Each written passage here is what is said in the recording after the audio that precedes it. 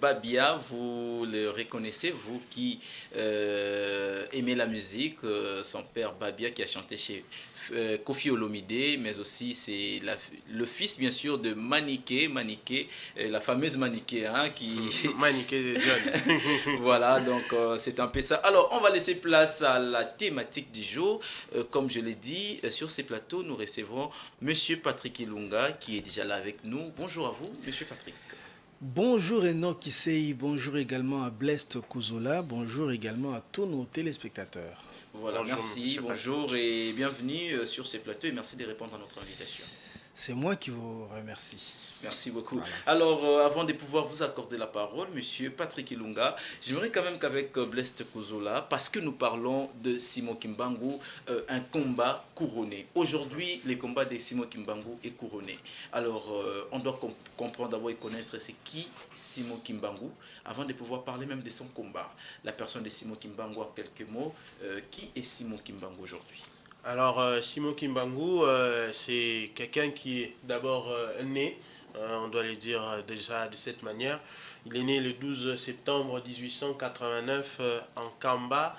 C'est 87. en 87, voilà. Voilà. 87 en Kamba, c'est à 12 kilomètres de Ngombe Lutete où il a fait ses études dans les districts de Cataract, bien évidemment, la province Du Congo du central. Congo central. Il a son père s'appelait Kouyela, sa maman s'appelait Loezi. On a même dit que pendant la grossesse de Simon Kimbangu, il y avait un missionnaire blanc qui est arrivé et qui a dit à sa mère que son enfant était appelé à faire de grandes choses sur cette terre. Et Simon Kimbangu n'a pas vraiment connu sa mère. Sa mère est morte alors qu'il était encore bébé. Il a été élevé par sa tante maternelle qui s'appelait Kinzembo.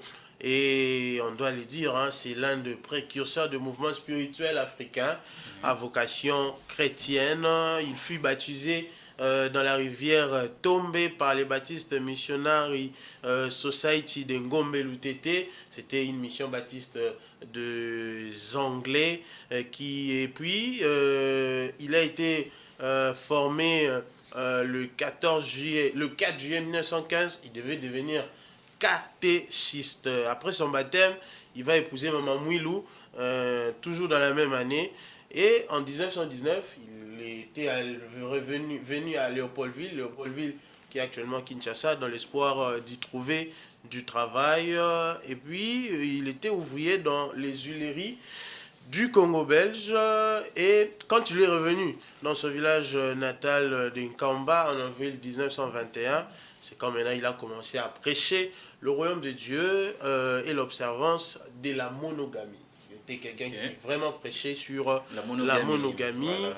Et il se rend à cette même année-là chez une femme qu'on appelait Kintondo, dont il entend dire qu'elle était gravement malade. Et il l'a guérie par imposition de main.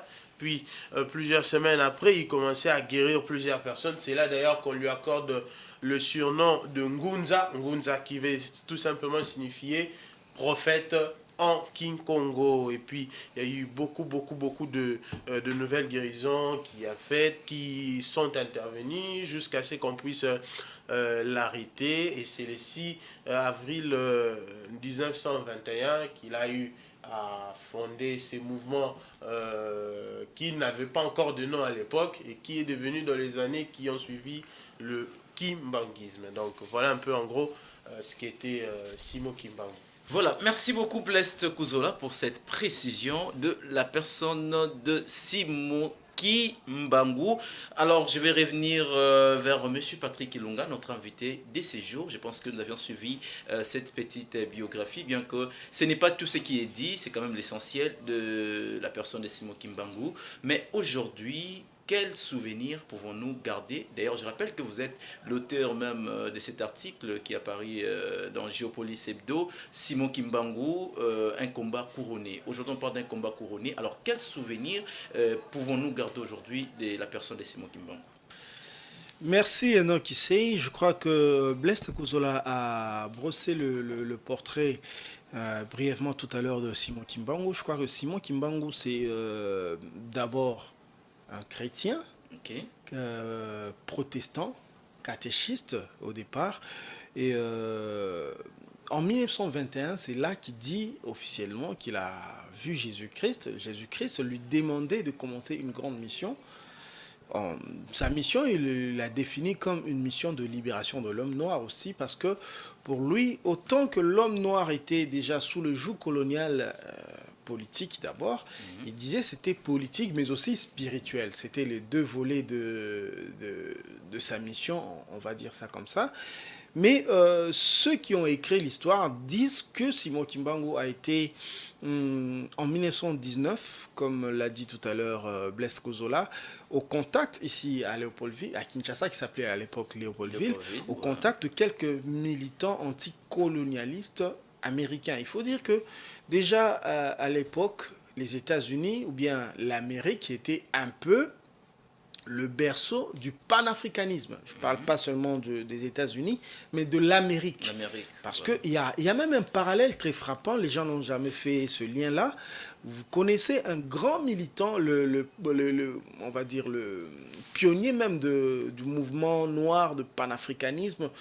Ça s'appelait Back to Africa. C'était quelqu'un qui prêchait le retour en Afrique. C'est Marcus Mosiah Garvey. Voilà. Le parallèle que je fais là avec Simon Kimbangu, c'est ils sont nés la même année. Okay. Donc Marcus Garvey est né aussi en 1887, un mois avant Simon Kimbangu. Il est né, je crois, en août 1887. Simon Kimbangu est né au mois de septembre 1887. C'était... Bon, je ne sais pas s'il y avait un lien, mais c'était déjà ce mouvement-là qui était né au niveau de la Jamaïque, au niveau des États-Unis d'Amérique, parce que ce sont les Noirs qui étaient brimés à l'époque. Et ils ressentaient le besoin de revendiquer leur liberté, de revenir à l'Afrique, donc l'appartenance à l'Afrique. Et donc, Simon Kimbangu, on dit qu'il a été aussi au contact de quelques militants anticolonialistes étant venus à Léopoldville à l'époque. Et donc, il revient, il retourne chez lui parce qu'il a été, selon l'histoire, il a été aussi victime de beaucoup de brimades d'ordre un peu mystique aussi parce qu'il travaillait, on ne le payait pas. Et quand on ne le payait pas, il essayait de se morfondre dans son spleen, dans ses soucis. Et il avait des apparitions des anges pour lui dire « Retourne là-bas, va commencer mon travail », selon l'histoire. Okay. Alors, le 6 avril 1921, étant revenu en Kamba, c'est là qu'il a commencé vraiment à parler à haute voix de sa mission. C'est vrai qu'il prêchait beaucoup sur le Christ et sa mission. Aussi, il disait qu'il ne sera pas pierre sur pierre qui ne soit enlevé. En réalité, il prédisait l'indépendance du Congo et des autres peuples africains qui étaient sous la colonisation. Et donc, ce message-là a été vu, a été perçu en tout cas par les autorités, l'autorité coloniale comme un appel à l'insurrection. D'ailleurs, Simon Kimbangu avait été jugé devant une cour militaire. C'était un conseil militaire qui avait été appelé pour juger Simon Kimbangu et il avait été accusé d'atteinte à la sûreté de l'État et condamné à mort. C'est vrai que la peine, quelques 2-3 jours après, la peine avait été commuée en prison à perpétuité. Certains de ses suiveurs avaient été soit condamnés à 20 ans, condamnés à 10 ans, mais lui, c'était prison à perpétuité. C'est là qu'il va être amené de Kamba au Congo central, Bas-Congo. À l'époque, je crois que ça s'appelait Congo Kassai ou quelque chose comme ça, je ne sais plus bien. Voilà, c'est là qu'il va être amené de là jusqu'à Lubumbashi où il va être emprisonné jusqu'à sa mort en octobre, je crois, 1951. Voilà. Et en octobre, après 30 ans d'emprisonnement de manière ininterrompue, c'est les plus vieux prisonniers d'Afrique. Parce qu'on dit qu'il semble qu'aux États-Unis, il y a des gens qui ont fait plus de 30 ans de prison. C'est vrai qu'on a toujours célébré Mandela. Mandela, c'est 27 ans. 27, mais Kimbangu, c'est 30 ans. C'est 30 ans. C'est 30 ans. Donc, les gens vont peut-être se souvenir aujourd'hui d'un homme qui a milité, qui a commencé vraiment le combat pour la liberté de l'homme noir, la liberté des Africains et de l'homme noir à travers le monde. Voilà, avant peut-être de suivre déjà ces premiers éléments, nous allons vous proposer bien sûr ces témoignages du professeur Eli Kiambokolo, qui est professeur de l'histoire dans les universités. Alors, mais avant cela, M. Patrick Ilunga, une question, c'est que le 6 avril, un certain 1921, Simon Kimbangu commence sa mission, il dit je sais que l'appareil et tout pour commencer sa mission, mais quelques mois plus tard, un certain au mois d'octobre, si on doit le dire, Simon Kimbangu se retrouve déjà arrêté et puis il meurt. Alors, par rapport à cela, il est condamné, et je pense que la mission a été déjà interrompue parce qu'il ne pouvait plus rien faire, et ce sont les autres personnes qui ont continué cette mission, cette lutte. Alors, déjà, pourquoi ces courts délais? Pourquoi? Qu'est-ce qui justifie ces courts délais? Ce n'est que parce qu'il était contre les colonialismes, ou il y avait encore autre chose derrière ça qui fait en ce que Simon Kimbangu ne puisse pas jouir de sa mission vraiment évangélique comme c'était. Bon, il faut dire d'abord que même après son arrestation, la mission s'était pas arrêtée en tant que telle. C'était déjà un mouvement presque, on va dire, interdit par les autorités. Donc, si vous faites ça, vous êtes dans l'illégalité, on va vous poursuivre, on va vous arrêter. Donc, ce qui fait que on a arrêté beaucoup de gens, et l'histoire dit que c'était 37 000 familles avaient été déportées, c'est-à-dire arrêtées, et ils avaient été déportés dans des coins perdus du Congo pour essayer d'étouffer ce mouvement-là. Entre 2021 et entre 1921 et 1951. Voilà. Donc il y avait ce mouvement-là, et le mouvement est devenu, on va dire, légal, autorisé, seulement en 1959. Voilà. Donc, depuis 1921 jusqu'à 1958, ou bien 1959, jusqu'au mois d'octobre, novembre, tout ça, le mouvement était toujours illégal. Donc, si vous pratiquez ça, on vous arrête. Donc, c'est ça qui fait que c'était la réponse à la question si le mouvement s'était arrêté. Okay. Il ne s'était pas arrêté. Il avait des disciples à lui. Il avait aussi, entre-temps, ses fils qui étaient ses enfants, ses trois enfants. Son épouse aussi, qui a porté, qui est Mamamou Lukiawanga, qui a porté le flambeau. Mais comme ses enfants étaient très jeunes à l'époque, en 1921, ils ont été élevés ils ont été nourris à cette sève-là du militantisme et du combat de leur père. Et arrivés à l'âge adulte, ces enfants ont repris le flambeau du kimbanguisme. Ça ne s'appelait pas encore kimbanguisme à l'époque, en 1921. A repris le flambeau de ce combat-là. Et c'est son troisième fils, son fils cadet, qui a été un très très grand chef spirituel, Papa Diangé Nakontima, qui a repris le travail du père jusqu'à perpétuer on va dire, le combat, quoi. Il est mort en 1992 et son grand frère Papa Dialungana a repris le travail. Lui, il est mort en 2001, ainsi de suite. Donc le mouvement continue jusqu'à aujourd'hui. Alors, pourquoi la brièveté? En tout cas, ce mouvement-là a eu un impact tout de suite. Okay. On ne sait pas pourquoi, parce qu'à l'époque, il n'y avait pas des médias, il n'y avait pas des réseaux sociaux, il n'y avait pas la radio ni la télé comme aujourd'hui.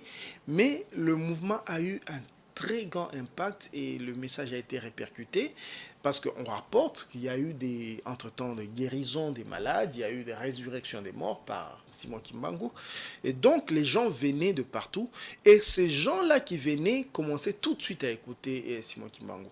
Et les Belges, le pouvoir colonial, a eu vent de ça, c'est-à-dire a été informé qu'il y a un monsieur qui est maintenant un danger pour nous. Qui est un danger pour nous parce qu'il prédit la fin de la colonisation, ouais. C'est un danger, donc il fallait l'arrêter tout de suite.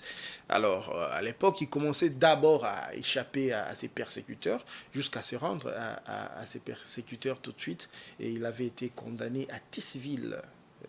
L'actuel Mbanzangongo. Voilà. Et peut-être avant d'aller à votre image tout à l'heure que vous allez demander, il avait été condamné, donc banni de la société, d'abord peine de mort, peine à perpétuité. Mais en 2011, 90 ans après sa condamnation, la RDC a organisé le procès du procès, c'est-à-dire que le procès qui avait condamné Simon Kimbangu, il y a eu un autre procès pour révisiter l'ancien, et il avait été réhabilité déjà en 2011. Voilà. Ça me pousse à vous poser encore une autre question, parce que quand on dit qu'il a été réhabilité, mais qu'en est-il alors de ses adjuvants, donc ceux qui ont participé à sa mort? Est-ce qu'il y a eu encore, il y a des poursuites, comme on l'a les cas pour aujourd'hui avec Lumumba, où on a quand même poursuivi ceux qui l'ont arrêté, ceux qui l'ont tué? Alors quand il y a révisitation de cette condamnation, c'est qu'il a été acquitté, il a été, on l'a traité comme innocent, comme quelqu'un qui n'avait rien fait. Alors qu'en est-il de ceux qui l'avaient emprisonné? Est-ce qu'il y a quand même de soubassement juridique aussi là-dessus, des dossiers et tout? Non, officiellement, il n'y a pas de poursuites. En tout cas, il n'y a pas de poursuite contre ceux qui l'ont persécuté. Et bon, finalement, le rapport médical après sa mort ont établi une mort naturelle, c'est-à-dire qu'il a duré en prison et il est mort en prison. Donc, il n'y a pas des poursuites judiciaires par rapport au pouvoir colonial qu'il avait persécuté. Voilà. Merci beaucoup, monsieur Patrick Ilunga. Je rappelle que vous êtes directeur de rédaction et aussi directeur des infos ici à Géopolis Télévision. Alors, on va suivre cet élément du professeur Eli Kiambokolo et nous allons nous retrouver juste après. 6 avril 1921, naissance d'un prophète.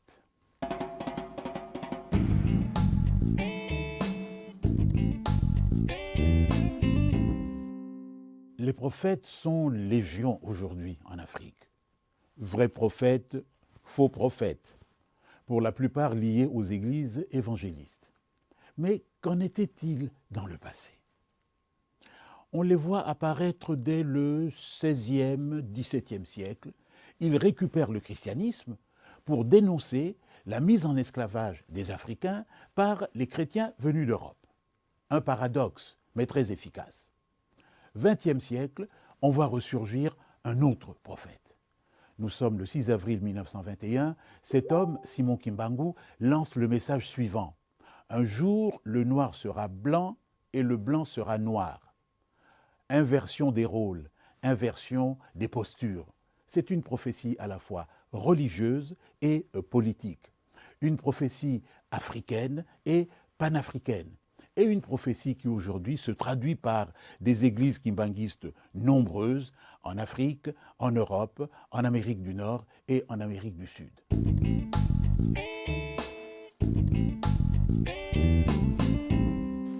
Voilà, nous sommes directement sur ces plateaux. C'est vrai que c'était un court élément de ces professeurs, Eli Kiambokolo, professeur des universités de l'histoire bien sûr, qui parle de cette citation, je l'ai dit bien sûr, les noirs deviendront blancs et les blancs seront noirs. Alors Blaise Kouzola, il n'y a pas que M. Patrick Ilunga ici sur ces plateaux. Dites-nous un peu par cette révélation, les noirs deviendront blancs, les blancs seront un jour de noirs. Que voulait dire Simon Kimbangu? Est-ce que cette prophétie aujourd'hui, en termes de concrétisation, est déjà réelle? Bon, déjà, il faudra dire que dans cette révélation, déjà, on va éclairer que le noir n'auront pas la peau blanche, bien évidemment. C'est pas vraiment dans ces sens-là, mais c'est beaucoup plus sur le plan du mental, sur le plan aussi de la transformation de l'être de l'homme noir par rapport à l'intelligence, à la sagesse aussi, puisque dans ces temps-là, il y avait l'homme noir qui ne faisait en tout cas rien dans le sens de faire genre une activité ou administrative et tout ça. Les noirs étaient les abonnés de l'esclavage, les abonnés de la colonisation. Ils étaient sous la loi. C'était vraiment des personnes, je dirais, inutiles, en tout cas dans la société, des personnes un peu négligées. Et quand il a donné cet aspect-là, c'était pour dire qu'un jour, l'homme noir va se transformer, un jour l'homme noir se développera et arrivera, atteindra même les niveaux de l'homme blanc. Aujourd'hui, cette révélation commence à s'accomplir petit à petit. Pourquoi? Puisque nous commençons à voir que l'homme noir commence à se développer d'une certaine manière et l'homme noir commence aussi à faire ce que les hommes blancs faisaient ou l'homme blanc faisait, c'est-à-dire l'homme noir... Quand même cette égalité-là aussi. Voilà, dans ces phénomènes aussi ou dans cette rubrique, je peux dire, d'invention, sortir un peu de l'ordinaire pour faire quelque chose qui n'existait pas encore. Vous voyez, par exemple, avec cette politique de robot roulage, par exemple, faite par Madame Kirongozi, c'est une noire, c'est une femme noire qui a étudié, qui a réfléchi, et elle a fait elle a créé cet engin important capable de réguler même la circulation routière. Donc c'est déjà une avancée dans ce sens-là, et il y a encore d'autres inventions que l'homme noir puisse faire et qui va permettre à ce que ça puisse non seulement lui développer son mental, mais également apporter un plus au développement même de sa communauté. Donc, en gros, c'était ça. Voilà, merci beaucoup. Alors, nous tournons vers M. Patrick Ilunga. L'homme blanc deviendra noir et l'homme noir deviendra blanc. Aujourd'hui, peut-on dire que cette prophétie s'accomplit petit à petit, et du fait qu'aujourd'hui, nous savons que le monde est dirigé par les blancs, en d'autres termes, ce sont les blancs qui ont quand même une certaine pondération dans ce qui concerne la direction de ce monde. Alors, pensons-nous aussi que par rapport à ces combats de Kimbangu, un jour l'homme noir peut être au-dessus de l'homme blanc, ou quel est votre point de vue par rapport à cette pensée? Merci, mais je me pose une question. Pourquoi voulez-vous que cette prophétie s'accomplisse pendant que nous sommes en vie maintenant? Non, je vous parle très sérieusement. La vie des nations, c'est pas nos 90 ans qu'on vit ou bien nos 70 ans, non. La vie peut s'étaler sur des millénaires, n'est-ce pas? Justement. À mon avis, ce n'est pas encore accompli. Parce qu'on parle de prophétie, donc moi je crois qu'il y a des choses qui nous échappent, qui échappent à nos yeux d'humains, à notre entendement d'intellectuel, parce qu'on a l'impression que quand on comprend la science, donc on peut comprendre, on peut interpréter. Non, la prophétie est d'ordre divin. Il faut le Saint-Esprit pour pouvoir expliquer ça. Parce que quand le Christ, parce qu'on parlons de prophétie, justement, quand le Christ dit « détruisez-moi cet temple, je le refais en 3 jours ». Mais tous les enfants israéliens disaient « mais cet homme est fou, ce temple, on a pris 40 ans pour le construire. Comment cet homme peut dire... Alors, même les Écritures disent qu'il ne parlait pas de ce temple-là. Donc, la prophétie est d'ordre divin. Il faut peut-être un esprit supérieur pour pouvoir nous expliquer vraiment ce que le prophète voulait dire. N'est-ce pas? Donc, parce que quand nous regardons la société aujourd'hui, mais allez chez les Blancs, vous verrez qu'ils sont 1000 fois au-dessus de nous. Alors, c'est quoi? Le prophète voulait dire quoi? Est-ce que ça s'est accompli? Moi, je pense que pas encore. Si c'était vraiment les paroles sorties du prophète, je pense que cette prophétie-là, peut-être que nos enfants, nos petits-enfants, ou bien des générations après nous, peut-être pourront vivre ça. Mais pour l'instant, je ne peux pas dire que ça s'est accompli. Voilà, non. Merci. Merci, selon votre point de vue. Alors, il y a un message d'un téléspectateur. Bonjour, c'est Monsieur Kalombo Francis, je vous suis. Une très belle émission, mais j'aimerais quand même que vous puissiez nous apporter de l'éclairage quant à la théologie kimbanguiste. Quelle est la position officielle de l'Église en ce qui concerne l'origine de la vie, Dieu, le salut, la communion des saints, le royaume des cieux? En d'autres termes, merci beaucoup à vous, messieurs. Je pense que la question tourne autour de l'église kimbanguiste. Je ne sais pas si on peut avoir une réponse de la croyance des kimbanguistes. Comment est-ce qu'ils appréhendent la vie humaine, l'existence de Dieu, aussi comment est-ce qu'ils conçoivent Jésus-Christ. Est-ce qu'il est comme Seigneur et Sauveur, Messie, prophète et tout? Mais M. Patrick, vous pouvez quand même avoir des indices, des réponses à cette question. Bon, je ne sais pas si je peux répondre à notre téléspectateur avec toute la satisfaction possible, mais je crois que les kimbanguistes, au départ, c'est des chrétiens. C'est des chrétiens, c'est pourquoi ça s'appelle Église de Jésus-Christ sur la terre par son envoyé spécial Simon Kimbangu. Ça, c'est, on va dire, sur les murs, dans la pratique, mais quand vous entrez en tout cas dans la pratique quotidienne, vous verrez d'abord que s'ils sont chrétiens, donc ils croient à un seul Dieu, ils croient en Jésus-Christ, ils croient au Saint-Esprit, et ils croient à la vie après cette vie physique, c'est-à-dire voilà. Mais il y a une chose, c'est que chez les kimbanguistes on ne prêche pas tellement l'enlèvement, hein. L'enlèvement des saints, on ne prêche pas tellement ça. En tout cas, moi, j'ai côtoyé cette église-là de très très près. En tout cas, ici, je parle comme journaliste. Justement. Il ne faut pas oublier, je ne suis pas kimbanguiste. Je Voilà. parle comme journaliste qui a côtoyé ce mouvement de très très près, intimement pendant plus de 20 ans.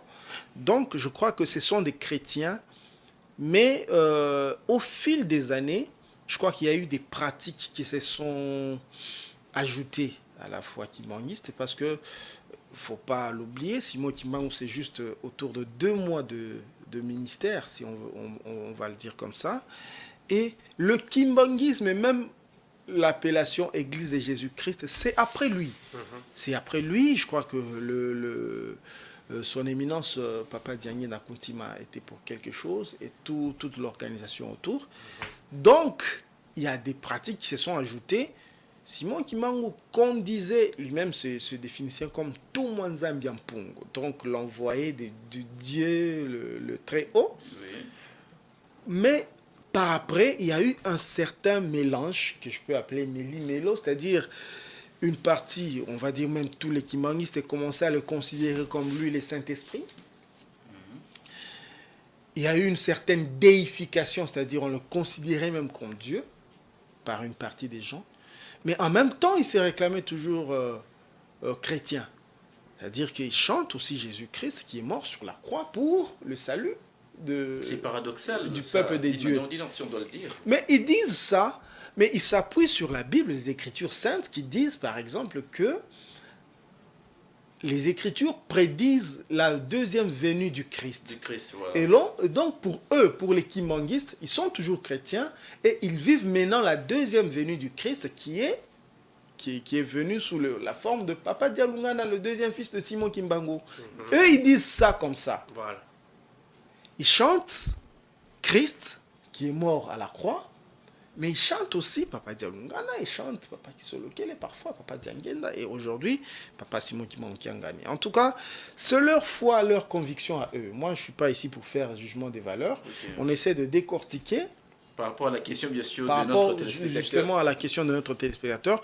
Donc, c'est un petit peu la réponse que je peux donner à notre téléspectateur qui nous a écrit. Il s'appelle Kalombo, je crois, oui, si j'ai bien compris. Donc, c'est un peu un mélange de tout. Voilà. Voilà, merci beaucoup. Alors, Blaise, est-ce que vous avez un mot à glisser par rapport à cela? C'est vrai que vous êtes aussi un peu proche de cette église kimbanguiste, de la manière dont ils font les choses. Peut-on dire qu'ils sont vraiment chrétiens ou encore il y a encore des choses qui sont un peu floues, comme l'a dit M. Patrick Ilunga? Bon, en tout cas, de ce point de vue-là, je crois que M. Patrick Ilunga a quand même dit quasiment toute la vérité. Il est vraiment vrai que l'église kimbanguiste, en tout cas d'une manière extérieure, affiche cette ambition-là d'être une église de Jésus-Christ par son envoyé spécial Simon Kimbangu.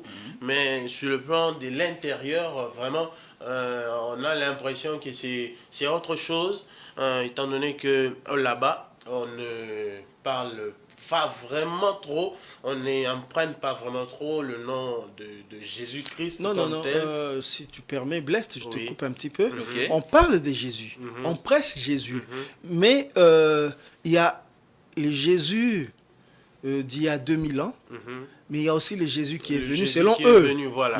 Dans la deuxième Donc, Jésus qui est le deuxième fils. Il parle des deux, mais dans la prière, comme nous chrétiens, on dit par exemple au nom de Jésus, eux ils disent au nom du Père, du Fils et du Saint-Esprit.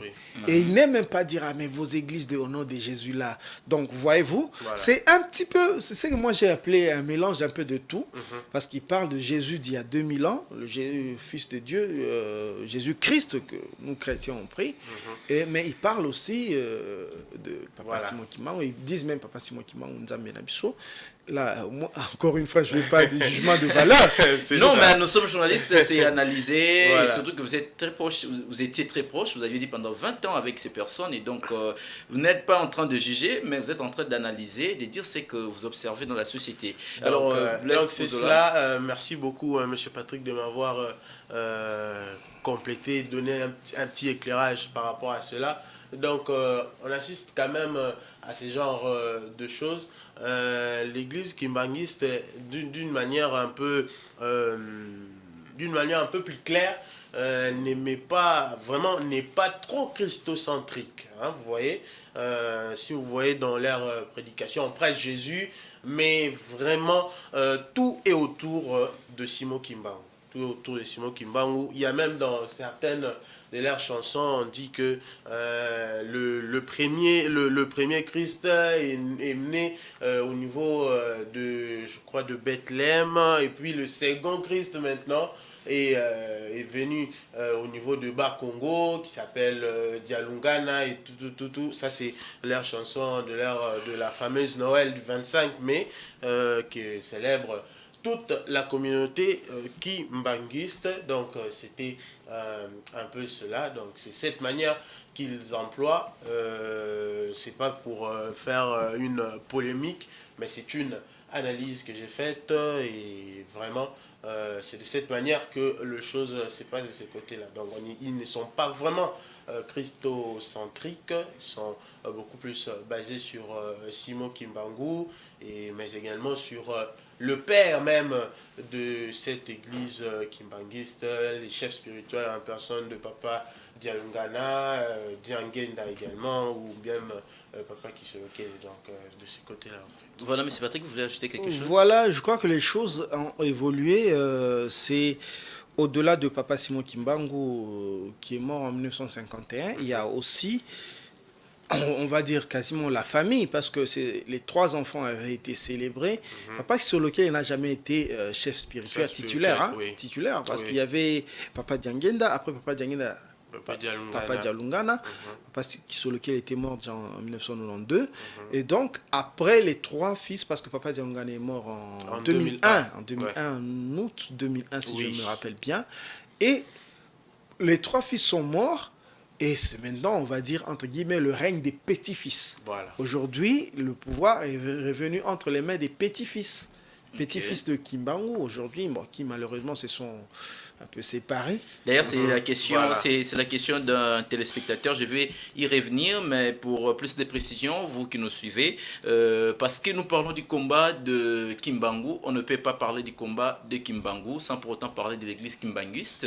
En tout cas, voilà pourquoi nous en parlons également, et aussi pour répondre à la question de nos différents téléspectateurs qui nous suivent. Alors, une précision, c'est que c'est vrai, comme vous avez dit, ils ont cette manière de voir les choses. Selon eux, comme ils disent, que la deuxième venue de Christ, c'est en fait le deuxième fils Dialungana. Mais alors que chez les chrétiens qui ils sont dans des églises de réveil protestantes et tout, et ils disent que ben voilà, selon la Bible, comme il est écrit, la deuxième venue de Christ, ce n'était plus pour mourir, c'était pour bien sûr le millénaire, c'est ça en fait. Mais comment quelqu'un qui dit que c'est la venue de deuxième, pourquoi cette église, l'église kimbanguiste, dit que la venue de deuxième La deuxième la venue venue de Christ, Jésus-Christ, mais on voit cette personne mourir après et la vie continue, alors qu'on devait normalement assister au millénaire. C'est ça, ce qui met un peu en contradiction certaines personnes des églises de réveil protestantes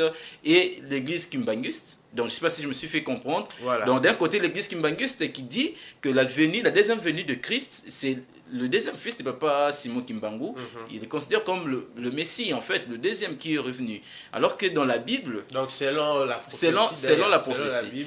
Alors que selon la Bible, la deuxième venue de Christ, c'est pour annoncer le millénaire. C'est-à-dire, il vient pour... Il y a l'enlèvement qui s'est déjà fait, et puis il vient, le millénaire, c'est ça en fait. C'est qui le met en confrontation. Mais il y a une question ici, je pense que cette question nous est venue d'un téléspectateur qui nous dit: bonjour, c'est Eric Mwamba.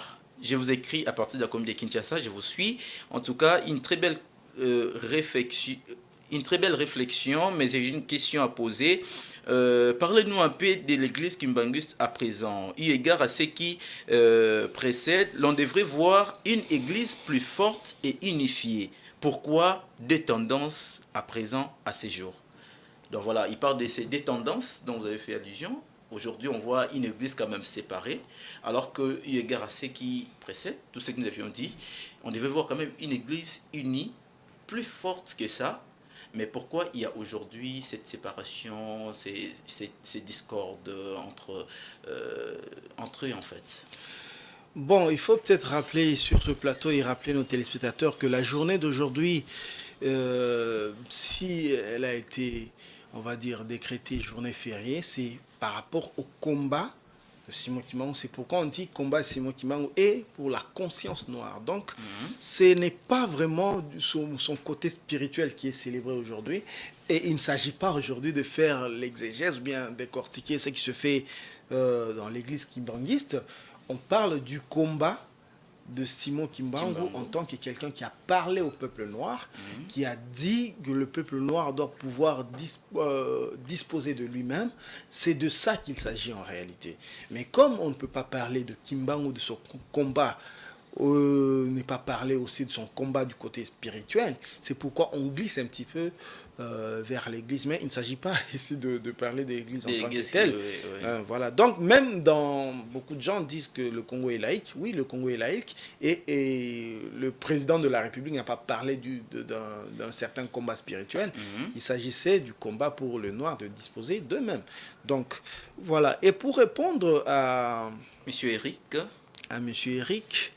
bon, je ne sais pas, peut-être qu'il faut poser la question aux kimbanguistes. La question, elle est quand même assez profonde, elle est pertinente parce que on va unir le Congo autour d'un combat. En même temps, le continuateur de ce combat semble divisé. Alors, c'est un peu paradoxal tout ça, mais il faut aller au-delà on va dire, de ce qu'on peut percevoir tout de suite avec les yeux. Simon Kimbangu, c'est un combat qui n'est pas un patrimoine familial. Aujourd'hui, c'est la famille qui s'est divisée. C'est vrai que derrière la famille, des suiveurs ont été là. C'est-à-dire qu'il y a des gens qui sont venus derrière. Moi, je suis derrière Papa Charles, par exemple. Moi, je suis derrière Papa Armand, par exemple. Moi, je suis derrière Papa Zako. Je cite les noms des petits-fils. Hein. Okay. Derrière Papa Mbenza, par exemple. Et quand les petits-fils ne se sont pas mis d'accord autour de ce qu'on appelle les résolutions. Ça s'appelait les résolutions qui les ont séparés. Et les gens, les suiveurs, ont suivi chacun son leader. Mais en réalité, l'Église est une qui a on va dire, son siège, ou bien son quartier général en Kamba. C'est ça qui est reconnu, en tout cas. Et ce qui est dommage, c'est que l'autre côté n'ont plus le droit. L'autre côté, les gens de l'autre côté n'ont plus le droit d'aller en Kamba. On parle d'ailleurs de si vous êtes dans l'autre camp, vous ne pouvez pas épouser quelqu'un de l'autre côté. Hein. Il y a toutes ces choses-là. Donc on voit vraiment que la division est vraiment très grande. Mais la division, elle est là à cause des passions, on va dire. Parce que, bon, l'église kimbanguiste a toujours évolué depuis les années Papa Diangenda, depuis toujours, par leur, on va dire, leur principe de Mibeko, Bolingo, Misala, les trois. Et à la mort de Papa Dialungana, il y avait 26 fils, 26 petits-fils, et les filles dedans. Voilà. Aujourd'hui, je crois qu'il y a eu 3 petits-fils qui sont morts après. Je crois qu'il doit être autour de 23 maintenant, petits-fils. Et celui qui est resté, qui a hérité du pouvoir comme chef spirituel, c'était le fils de Papa Dialungana, Papa Simon Kimbangu Kiangani, dont on dit qu'il c'est la réincarnation de Papa Simon Kimbangu de 21, et qu'il est né le jour où Papa Simon Kimbangu rendait l'âme. Oui, c'est ça. Donc, c'est lui qui a hérité du pouvoir de conduire l'Église. Et il y a eu maintenant des résolutions, on va dire comme des... c'est pas des lois, mais quelque chose d'écrit, comme des principes écrits maintenant, pour dire que, bon, les 25 autres petits-fils ne sont pas des chefs spirituels adjoints ou quoi, mais ils doivent se référer à un seul chef spirituel qui ne peut pas dire... Simon Kimbangu Kiangani. Voilà. Et entre autres, ça a dû créer on va dire, la division, ou bien la séparation en famille. Et ceux qui sont de l'autre côté de Monkoto, c'est les fils Papa Kisolokele et Papa Diangenda. Ok. Et les fils Papa Diangenda sont restés au centre d'accueil avec Papa Mbenza et Papa Zako et consorts. Voilà. Donc on peut retenir que c'est c'est une histoire de famille, voilà, en réalité, famille. mais le kimbanguisme, parce que même ceux qui sont à Monkoto, c'est les mêmes pratiques, les mêmes principes, rien n'a changé dans le fond. Mais en surface, c'est une famille qui s'est séparée. Mais or que Kimbangu, ce n'est pas une affaire de famille, on est d'accord. Voilà. On est d'accord, ce n'est pas une affaire de famille. Donc, dans le fond, le kimbanguisme n'est pas séparé. Voilà, merci beaucoup à vous, monsieur Patrick Ilunga. Merci à Blaise Kouzola. Il est 11h. Je pense qu'il est temps de mettre fin à cette émission. Mais la toute dernière question, quelle est la leçon ou encore quelles sont les leçons à tirer par rapport à cette lutte de monsieur, du prophète Simon Kimbangu? Est-ce que vous avez des leçons à donner avant que nous puissions mettre fin? Et vous aussi, vous allez donner des leçons. Et puis, on va clore avec cette thématique. Blaise Kouzola. Le prophète Simon Kimbangu a apporté un vent. C'était vraiment un mouvement qui a donné naissance, qui a même fait en sorte que qu'il y ait un peu cette indépendance aussi de Noirs, un mouvement qui n'a pas vraiment duré par rapport à lui-même, mais qui a été pérennisé jusqu'au bout, jusqu'à aujourd'hui. Aujourd'hui, c'est même répandu dans presque dans des pays d'Afrique. Presque dans tout le monde, dans beaucoup de pays d'Afrique et même dans le monde. Oui. Donc, c'est un homme vraiment qui, en tout cas, moi, je l'ai dit, pour la cause africaine, il mérite bien d'avoir cette journée du 6 avril qui est chômée et payée. Je pense que le président de la République a très bien réfléchi sur la question, puisque c'est vraiment un homme à valoriser. Si dans d'autres pays, dans d'autres cieux, on arrive à valoriser Simon Kimbangu, à combien de plus forte raison notre propre pays, pour cette lutte qu'il a eu à mener pendant peu de temps, mais il a quand même mené cette lutte qui a abouti à plusieurs résolutions aujourd'hui. Aujourd'hui, l'homme noir est devenu quasiment vraiment indépendant dans beaucoup de pays, même dans le monde. C'est vrai, il y a toujours le phénomène racisme qui existe encore, mais l'homme noir a quand même eu sa place dans la société. L'homme noir est quand même devenu une fois président de la République aux États-Unis, par exemple. Vous voyez, par exemple, donc l'homme noir a commencé à se faire vraiment une place dans la société aux côtés des Blancs. Donc tout ça, c'est grâce à ces combats menés par Simon Kimbangu, mais également d'autres néocolonialistes qui ont vraiment tout fait